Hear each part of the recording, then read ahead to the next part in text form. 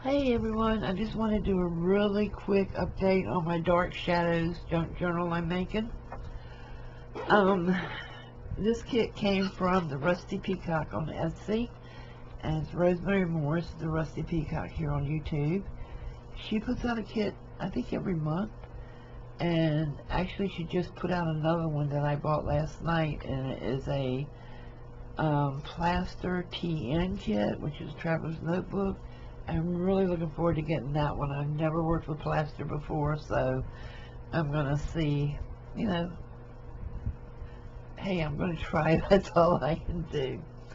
Okay, for this one is the old TV series Dark Shadows. I used to run home from school every single day when I was in middle school, so my mom and I could sit and watch Dark Shadows together. We had early dinner when Dark Shadows was on, and, we just sit there and eat dinner on TV trays. Back in those days, you had those little wooden trays that, well, actually, I think they were metal back then. This was back in the dark ages, guys. But we just have dinner in front of the TV and watch Dark Shadows, and it was even in black and white, so I tells you how old it is. Anyway, it was a wonderful memory that I shared with my mother, who has been gone since 2005. And when I saw she had this kit, I said, I have got to have it. I have got to get this. It is about a man who becomes a vampire in his rich family that lived in Commonwood.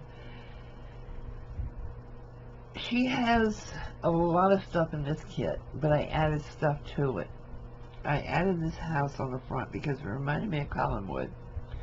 I added this haunted moon, and I bought this on eBay, and this is a copy. I have the original, but I cut his picture out, and then I'm going to cut his name out, and I don't know if I'm going to use this or not. I'll probably cut a lot of the wording out of it and use it. Anyway, I drew some red things on it with Posca pens. I don't know if you can see them or not, but yeah, I put some red flowy things on him. And then I also got these pieces of paper off of eBay. And I did some mixed media on the front of it, but I wasn't crazy about it, so I wouldn't cover it. This cover is the book board that the Junk Journal Shop sells on her eBay store on YouTube. And what I do is I'll lay my covers out, and then I'll put heavy chipboard in between them for the spine. And I use this book repair tape I get on Amazon, and I come down like so between them. And I get the wide one so that there's no, overflow, or there's no gaps in it. And I will put it on the outside, and I come back, I fold it over, and I put it on the inside just to make it extra secure. And that's how I do all of my junk journals. I've ordered some toe tags. They may be here. I have some orders I haven't opened yet, but that's what I'm going to use for tags in here. And toe tags are what the hospital and mortuaries put on people's toes when they die to identify them. So, who knows? I may put some of you crafters' names on toe tags. Okay, that's creepy. But anyway, I might. And this is black dyed paper. Rosemary has some. I dyed some. She has some red dyed paper, and I dyed some more. This is from Sarita Sells, Sarah here on YouTube.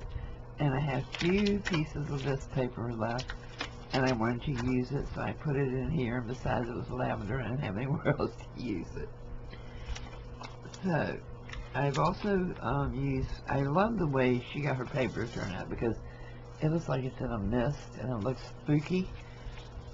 I put some coffee dyed paper in it, the red dyed papers, and that's it. It's all black, coffee dyed, and red.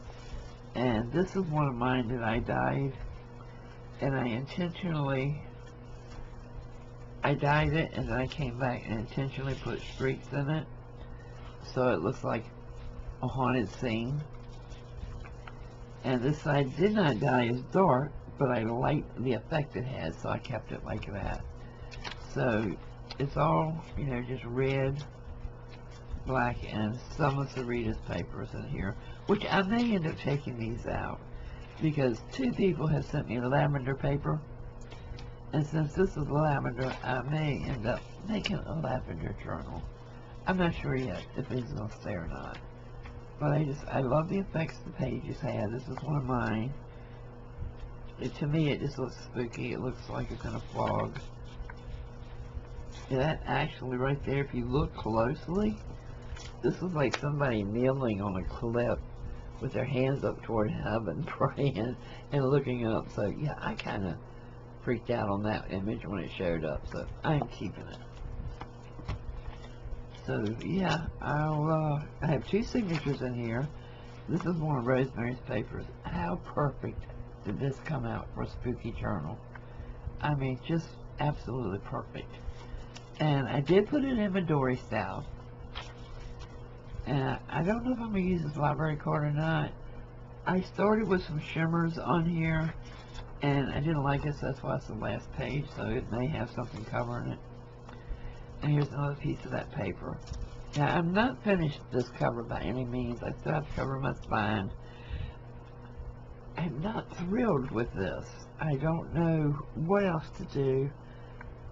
You know, I put some highlighter pens in it, and I just don't know. I'm not thrilled with this cover right now. But since it's the first one I made, I may stick with this cover. I don't know. We'll see. I really wish I had copied everything first, which I didn't, so I may end up going back and copying everything first so I can make a second one. I don't know. It depends on how the mood strikes me. We'll see. But anyway, this is part 2. I started the cover on part 1 on a live last week. So, or when you see this, it might be 2 weeks. I don't know. Okay, guys. I hope you follow along. I may come on and do some lives when I get all of the stuff together that I want to decorate and I finish the cover. This, to me, is the most important part. And I want to make sure I have it the way I want it before I decorate the inside. But I'm working on it a little at a time. Alright, I'll see you soon. Thank you for watching. Bye-bye.